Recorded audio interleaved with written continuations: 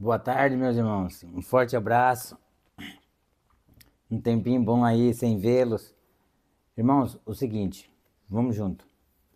Vamos hoje estudar nossa próxima meditação. Vamos meditar muito, irmãos. Vamos tentar passar os 24 horas do dia com Deus.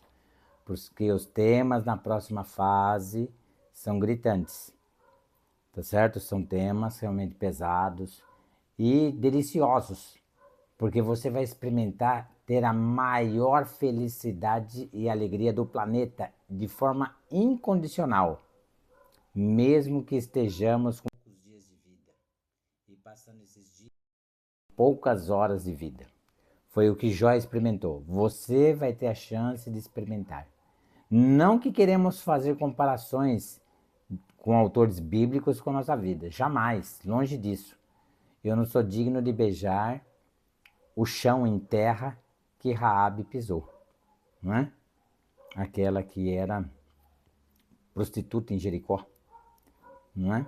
E livrou os espias que entraram em Jericó para ver como eram as fortalezas, como era Jericó ali por dentro. Tá ok? Ela deu um livramento lá para eles na fuga da caçada que fizeram aos dois que estavam ali, né? Investigando Jericó. Irmãos, vamos à nossa oração? Um forte abraço, um beijão forte no centro do seu coração, com todo o respeito. E vamos juntos em oração até a breve volta do Senhor Jesus, ou até descer o pó da terra no Senhor Jesus, não é? No túmulo. Porque ó, é pouco instante, é um abrir e fechar de olhos. Falta muito pouco para a ressurreição do último dia. Não é verdade? Vamos lá. Maravilhoso eterno Deus, aqui queremos agradecer a oportunidade de estarmos aqui juntos, mais uma vez, a estudar a Tua Palavra, a examinar as Sagradas Escrituras, porque nela está a nossa vida eterna. Nela está as maravilhas que encantam nosso coração, mente e alma e fazem brilhar nossos olhos em lágrimas de tantas coisas lindas.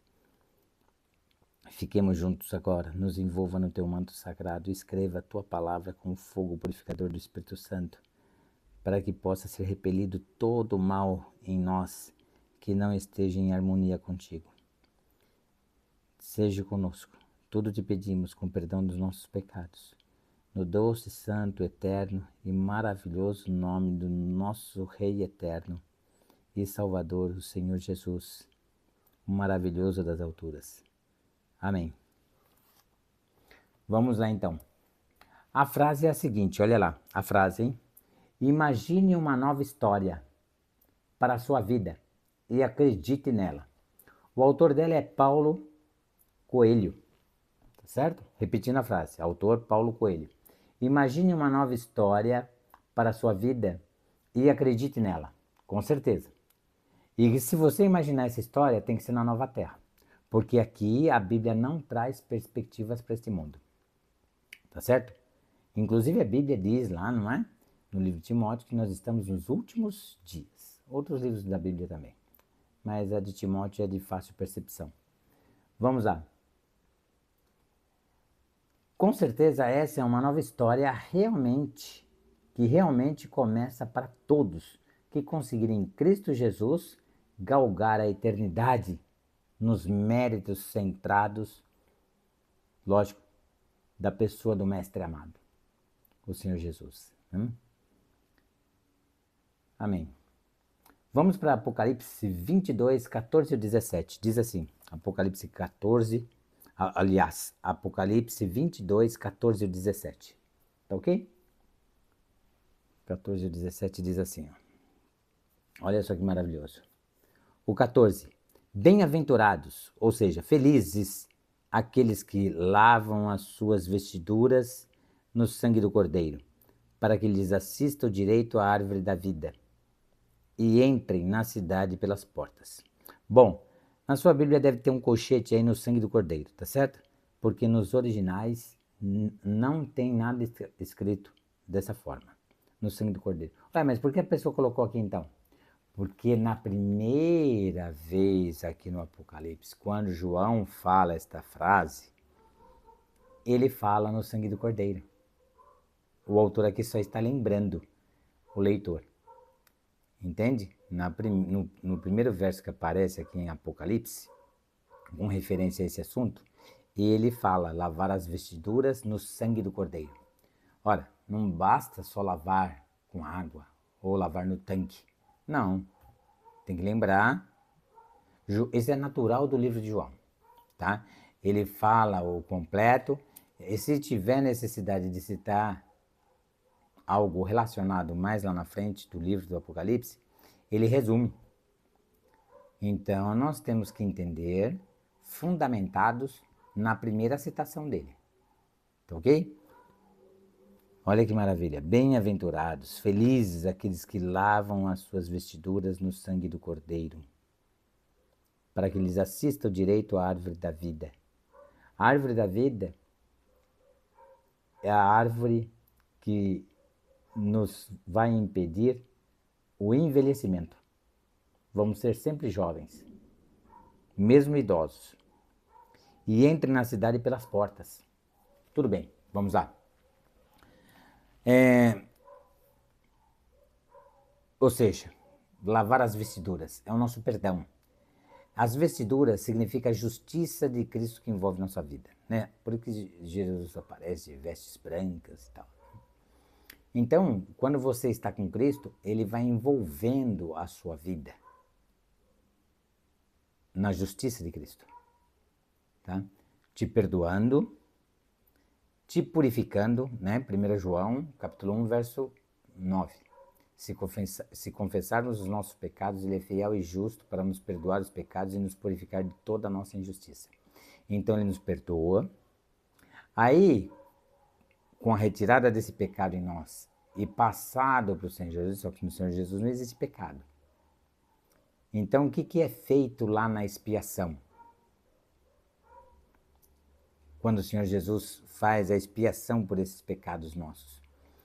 Ele retira esse pecado, no sangue dele nós somos perdoados, e esse pecado vem para o Senhor Jesus. Mas como no Senhor Jesus não habita pecado, esse pecado não chega no corpo do Senhor Jesus. Ele é passado para o originador do pecado. Entende? Essa é a expiação. A retirada do pecado, ele cai sobre alguém. Sobre aquele que originou o pecado. Lúcifer. Essa é a expiação. Entende? Alguém vai ter que pagar por esse pecado. Cai sobre ele. E, assim, nós somos justificados. Ou seja, lá no livro da vida, que só existe para aqueles que temem a Deus, não é? É colocado lá, todos os pecados te foram perdoados. É relatado lá. Tá certo? Ou algo parecido a isso. Tá? A gente está falando assim para ficar mais simplório de entender. Tá? Mas conforme a gente vai se aprofundando, você vai vendo alguns realces, alguns vislumbres, que daí a gente sai dessa fase básica e a coisa começa a pegar no breu. Começa a pegar fogo, não é verdade? Mas é mais profundo. Tá bom? É assim que ocorre esse perdão. E entrem na cidade pelas portas. Ora, as portas da cidade são pérolas gigantescas. Para que tenhamos uma ideia, se existisse uma pérola tão grande assim na Terra hoje, ela teria um valor aproximado de cerca de 17 a 22 trilhões de dólares. Tá ok? Ou até mais, de acordo com um leilão sobre essa pérola. Entende? Aí você pode perguntar a mesma coisa que eu perguntei. Poxa vida, por que não poderia ser uma madeira, um portão, né, ou uma outra joia, diamante, uma pedra, né? em forma de esfera, né? Uma bola em forma de esfera em diamante. Ah, então olha aqui, ó. O molusco, ele fica assim aberto no mar, não fica? Assim você vai enxergar melhor. Fica aberto. Só que ele está nessa posição. Quando um peixe se mexe rapidamente, o que ele faz? Se fecha. Por quê? Porque sobe areia. O peixe se mexeu rápido, sobe um pouco de areia. E essa areia não pode cair dentro do molusco, porque ele causa grande sofrimento, uma dor terrível. Aí sabe o que ele faz? Ele tira uma pequena película de si mesmo, que é uma dor maior ainda, e coloca sobre o grãozinho de areia. Só que, apesar de ser uma dor mais forte ainda, vai passar. E coloca sobre o grãozinho de areia. Essa reação química na trajetória de sua vida vai gerando a pérola. Ou seja, a porta da cidade, Nova Jerusalém, ser uma imensa pérola, lembra o sofrimento de Cristo por mim e por você. É emocionante, né, irmãos? Emocionante, emociona. Fazer força para não chorar, né?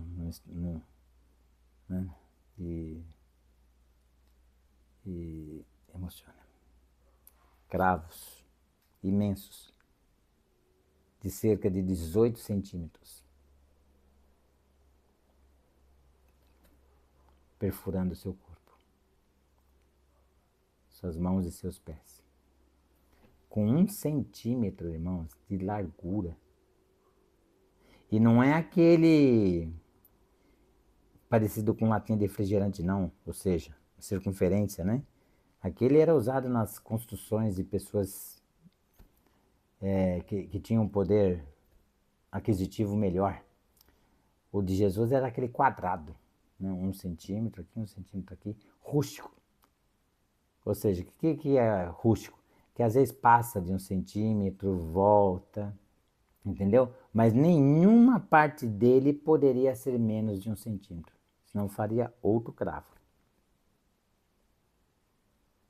E o que acontece? Quando ele é em forma de circunferência, é 1 centímetro em qualquer circunferência. Mas quadrado não. No quadrado, o que acontece? No quadrado, quando você pega o vértice superior com o vértice inferior, ou seja, o vértice que está lá em cima com o vértice que está lá embaixo, na diagonal, o que acontece? Nós temos a hipotenusa. Ou, peraí, que é aqui, ó, olha aqui. Olha aqui, ó. Aqui, nesse quadradinho aqui, é o ângulo de 90 graus. A hipotenusa está aqui, ó. Ela não rela no ângulo de 90 graus. Ou seja, então é um lado especial, se não rela em 90 graus, é um lado especial chamado de hipotenusa. E essa hipotenusa é bem maior do que 1 centímetro. Tudo isso ele sofreu por mim e por você, meu irmão. Entende? Vamos lá então. Aquilo não fura. Ele dilacera tudo. As mãos, viu?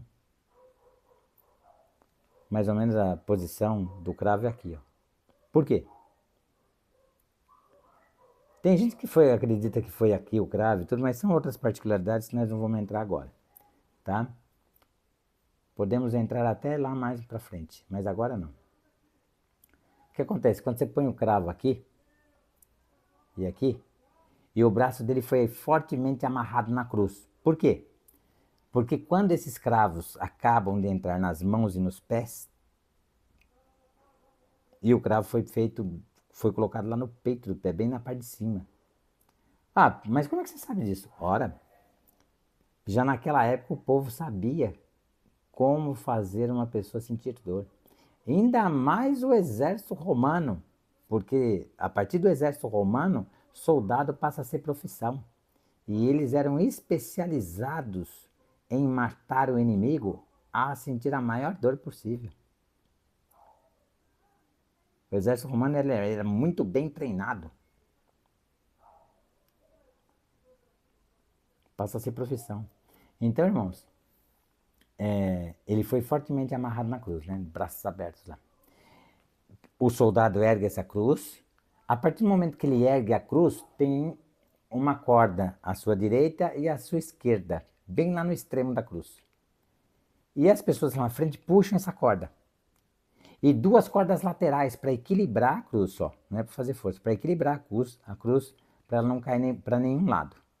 Quando ela está bem em pé já, o soldado ia lá e batia no pé da cruz com uma ferramenta parecida com o tipo de uma marreta hoje, sabe? Um marretão parecido, mas era uma espécie de um martelão, um pedrão assim amarrado a um cabo, muito bem amarrado, as fitas de couro extremamente apertada, muito bem, um negócio artesanal, porém muito bem feito, sabe? E batia ali no pé da cruz, e os homens que estavam lá puxando a cruz para ficar de pé, aí eles punham a mão lá para frente, ficavam preparados. Quando a cruz, o soldado bateu, eles puxavam aquela corda com toda a força, para aumentar o impacto da cruz batendo lá no fundo daquela terra no chão. E o que aconteceu nesse momento? O Senhor Jesus vai com aquele impacto lá para frente e nisso ele rasga as mãos na cruz. Foi o momento da maior intensidade de dor dele. E o que ele teve, o que ele tinha a dizer? Pai, perdoa-lhes, porque eles não sabem o que fazem. Que amor, hein? Lembra os estudos passados lá? Sem o Espírito Santo nenhum. Ele foi enfrentar já a caminho do Getsemane para fazer a oração: Pai, se possível, passa de mim este cálice, mas não seja como eu quero, e sim como tu queres. Já sem Espírito Santo nenhum, porque todos os pecados do mundo estavam sobre ele. E Deus detesta o pecado, porém ama o pecador. Ele não sentia mais a presença do Pai, muito menos do Espírito Santo. Porém, o Pai e o Espírito Santo sentia toda a dor que ele estava ali passando. Não é verdade? Você quer ver por quê? Põe lá em Coríntios, a sua Bíblia lá em Coríntios. Não sou eu que estou falando isso não, é a Bíblia. Põe lá em Coríntios, 1 Coríntios, vamos ver. No capítulo 2, verso 10, diz assim, 1 Coríntios 2, verso 10. Mas Deus nolo revelou pelo Espírito, porque o Espírito, ou seja, o Espírito Santo, porque o Espírito a todas as coisas perscruta, até mesmo as profundezas de Deus. Ou seja, se o Espírito Santo habita em glória no Filho e no Pai, com Deus, em Jesus aqui na Terra, foi a força máxima do Espírito Santo, né? Depois você dá uma olhadinha lá, anota a passagem. João 3,34. Tá lá. Porque não lhe dá o Espírito por medida, ou seja, a força máxima do Espírito Santo que foi concedida no ápice da vida de Jesus. Não é? E Lucas 2, 52 ou 53, a partir do verso 50, vai aparecer lá. E Jesus crescia em sabedoria, estatura e graça diante de Deus e dos homens. Ou seja, ele foi recebendo porção do Espírito Santo cada vez maior, cada vez maior. Entende? Que nem nós, crescendo na fé. Até um ponto que era um negócio estrondoso. A força máxima da unção do Espírito Santo. Que um homem pode resistir e ficar vivo. Porque se o Espírito Santo vier habitar em glória no ser humano, mata até um anjo. Imagine nós. Habitar em glória somente em Deus, só Deus suporta. Só o Pai e o Filho. Então perscruta todas as coisas, até as profundezas de Deus. Então, como habita a glória do Espírito Santo no Pai, o Pai estava sentindo toda a dor. Toda a dor no coração dele, toda a dor física também, dessa separação, que eles são coeternos. E o Espírito Santo sentindo a mesma coisa também. Tá certo? Agora você vai para Apocalipse 19:9. Então me falou o anjo, escreve: Bem-aventurados aqueles que são chamados à ceia das bodas do Cordeiro. E acrescentou: são estas as verdadeiras palavras de Deus. As bodas, né? Você viu lá no Evangelho o que acontece quando convida o pessoal às bodas? Muitos não querem, né? Um vai para o seu emprego, outro vai... Está lá no Evangelho, tá? Nós vamos para lá, acho que agora. Mateus 22. Vamos lá, Mateus. Não, acho que não é essa passagem. Não. Em todo caso, vamos ver. Mateus 22. Mateus 22, do 1 a 14. Olha lá. É as bodas assim. De novo entrou Jesus a falar por parábolas, dizendo-lhes: o reino dos céus é semelhante a um rei que celebrou as bodas de seu filho. Olha o que é as bodas do cordeiro. Não é? O pai convidando a tudo e a todos. Então enviou por meio do Espírito Santo, lógico. Então enviou os seus servos a chamar os convidados para as bodas, mas estes não quiseram vir. Ilusão com a vida, com essa vida aqui que é mais vazia que o vácuo, em termos da eternidade, que nos espera. Enviou ainda outros servos, com esta ordem: dizei aos convidados: eis que já preparei o meu banquete, os meus bois e cevados já foram abatidos, e tudo está pronto. Vinde para as bodas. Eles, porém, não se importaram, e se foram, um para o seu campo, outro para o seu negócio, e os outros, agarrando os servos, os maltrataram e mataram.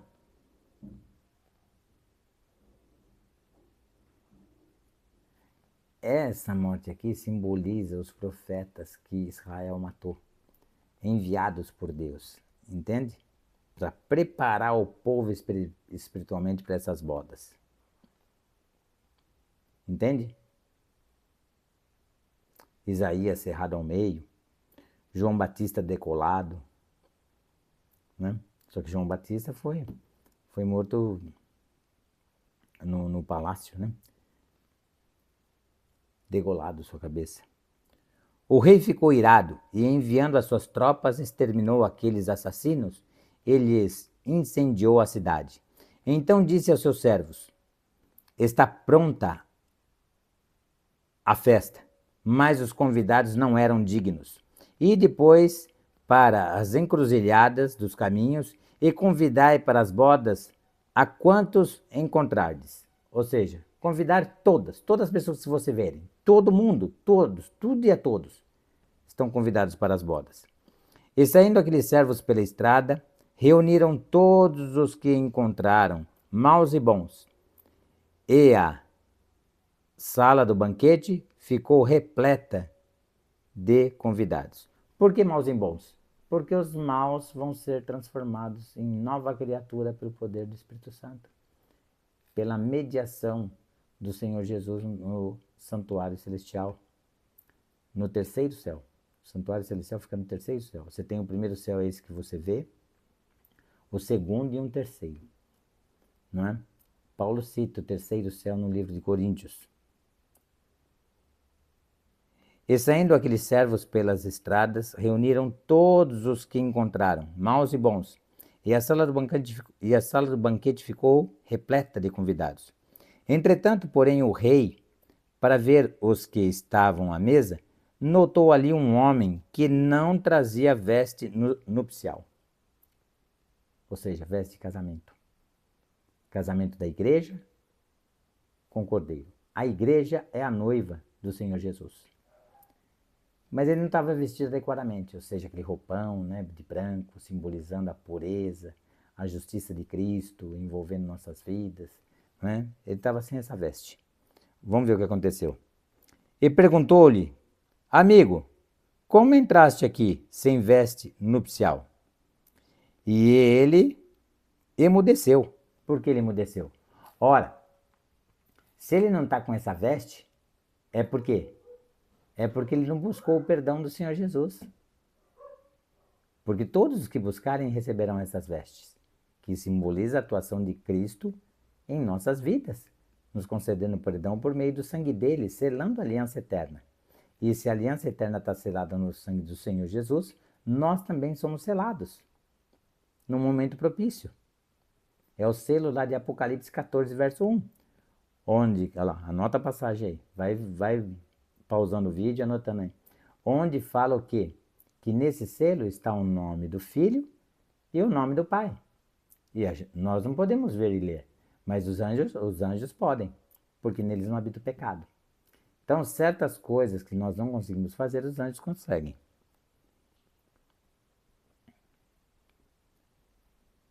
Ele emudeceu, porque não tinha veste nupcial.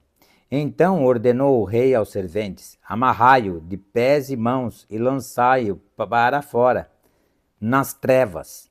Ali haverá choro e ranger de dentes. Nas trevas por quê? Porque ele andou nos seus caminhos de maldade. Não buscou perdão divino. Muitas chances ilimitadas, incontáveis foram dadas à sua vida. Não é? Para que ele buscasse o perdão no Senhor Jesus. Buscasse uma vida centrada na luz. Mas amaram mais as trevas do que a sua maravilhosa luz, diz a palavra. Verso 14. Porque muitos serão chamados, mas poucos escolhidos. Terrível, né? Ou seja, por que poucos escolhidos? Porque o pessoal está levando a vida, não vai, do jeito que quer, atendendo o coração enganoso e pecador. E recebe folheto, e vê vídeos maravilhosos no YouTube, sobre pregações, sobre a palavra de Deus, mas a vida não muda. Fica no banho-maria. Por isso que Laodiceia, vomitar-te-ei de minha boca. Nós precisamos sair da mornidão de Laodiceia. Ou seja, como que sai da mornidão de Laodiceia? Praticando a palavra de Deus em nossas vidas. É o que nós vamos ver no próximo não. Quando acabar essas frases, é o que nós vamos ver. Aí é uma pregação terrível, que dá a teoria na Bíblia, em Espírito e em Verdade, e nos mostra a parte prática, o que fazer em nossas vidas. Ou seja, então este canal, ele propicia salvação. Porque muitos temas são pregados, mas não se fala ao povo como proceder, o que fazer em nossas vidas práticas do cotidiano para atingir esse nível tão elevado que a palavra de Deus apresenta de nível de vida, de pureza, de santidade. A Bíblia fala, sede santos porque eu sou santo. Deus fala ao seu povo, sede santo porque eu sou santo. E lá a gente vai ver como que é essa santidade, esse crescimento em Espírito e Verdade. Tá certo? Vamos lá. João 11. Vamos lá, João 11. Você quer participar da ressurreição e a vida? Vamos mudar de vida. Deixar que o Espírito Santo guie nossas vidas. João 11. Olha lá. Vontade de espirrar, gente do céu. Mas uma hora vem. João 11, 23 ao 26 diz assim: declarou-lhe Jesus: teu irmão há de ressurgir. Lázaro estava morto. Ele estava falando para a irmã dele, Marta. Declarou-lhe Jesus: teu irmão há de ressurgir. Eu sei, replicou Marta, que ele há de ressurgir na ressurreição do último dia. Disse-lhe Jesus: eu sou a ressurreição e a vida. Quem crê em mim, ainda que morra, viverá. Isso o povo judeu não tinha entendido lá em João 6, lembra? Quem crê em mim, ainda que morra, viverá. E as palavras dele vai se realizar diante dos olhos de todo o povo. Quer ver? E todo que vive e crê em mim, não morrerá eternamente. Crês isto? Sim, Senhor, respondeu ela. Eu tenho crido que tu és o Cristo, ou seja, tu és o Messias, o Filho de Deus que devia vir ao mundo.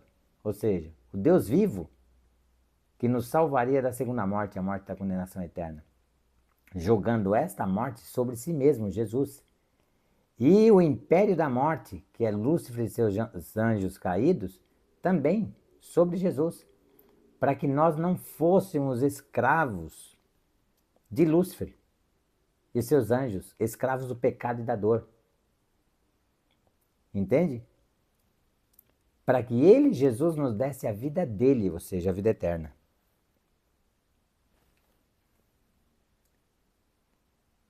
Agora, o mesmo João 11, só que do 39 ao 45. Olha que tremendo. Então ordenou Jesus: tirai a pedra. Disse-lhe Marta, irmã do morto: Senhor, já cheira mal, porque já é de 4 dias. Já tinha 4 dias completinhos. E um pouquinho a mais. Que Lázaro estava morto, já em estado de putrefação, cheiro terrível. Respondeu-lhe Jesus: não te disse eu que, se creres, verás a glória de Deus? Tiraram então a pedra. E Jesus, levantando os olhos para o céu, disse: Pai, graças te dou, porque me ouviste. Aliás, eu sabia que sempre me ouves, mas assim falei por causa da multidão presente, para que creiam que tu me enviaste. E tendo dito isto, clamou em alta voz: Lázaro, vem para fora. Saiu aquele que estivera morto, tendo os pés e as mãos ligados com ataduras, e o rosto envolto em um lenço. Então lhes ordenou Jesus: desatai-o e deixai-o ir. Muitos, pois, dentre os judeus que tinham vindo visitar Maria, vendo o que Jesus fizera, creram nele. Deixaram de crer nele como grande profeta da Galileia e ficaram convictos de que Jesus só poderia ser o Messias. Glória a Deus. Aleluias ao nome do Senhor nosso Deus. Adonai Yeshua HaMashiach. Senhor Jesus, o Messias. Amém por isso. Amém por isso. Filipenses 4:23. Um pouquinho mais para frente, vamos lá. Depois lá de Efésios, né? Vamos lá. Filipenses, depois Efésios. Isso mesmo. Filipenses, depois vem Colossenses e vamos embora. Filipenses 4:23 diz assim, ó. Filipenses 4:23.